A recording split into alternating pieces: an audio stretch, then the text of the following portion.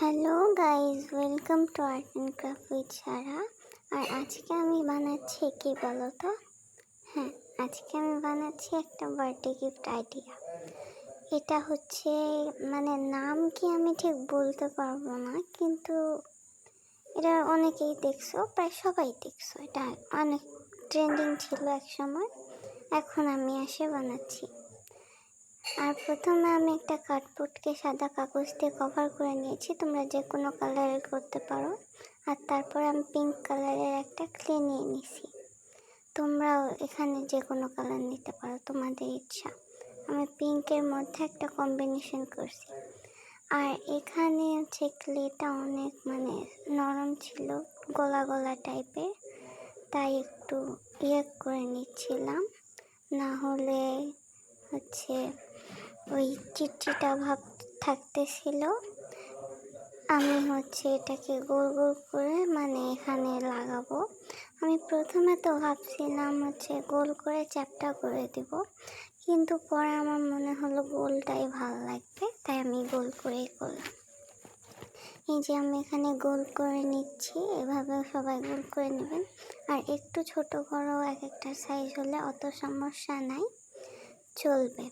তারপর এটা আমি ধীরে ধীরে আমার মতো কালার কম্বিনেশন করে এটা লাগাই নিতেছি। এইভাবে গোল গোল করে পুরাটা এইভাবে করব, ভালো লাগবে। ধীরে ধীরে করতেছিলাম এখানে 3টা কালার কম্বিনেশন দিয়ে। আর এটা করতে ভালোই সময় লাগবে, অতটাও লাগবে না, কিন্তু গোলগুলা করাতে যে সময়। যাই হোক, তারপরে আমি এটা দেখলাম যে ভালো হয়েছে। এখন আমি এখানে জেস অ্যাপ্লাই করবো। কেন জানেন? এখানে একটু ক্লে ভরছিল আর কেমন একটা লাগতেছিল। জেসও করলে আমার মনে হচ্ছিল ভালো হবে, তাই আমি এখানে জেসও দিছি। আর জেসও দেওয়ার পরে দেখেন কত সুন্দর লাগতেছে। জেসও শুকাই গেছে, তাও ভালো লাগতেছে।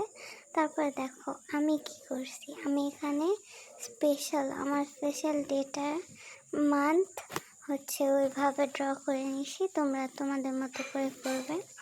আর আমি ভাবতেছিলাম একটা ফুল লাগাবো, ওখানে নিচে অনেকটাই ফাঁকা হয়ে গেছিলো, তাই।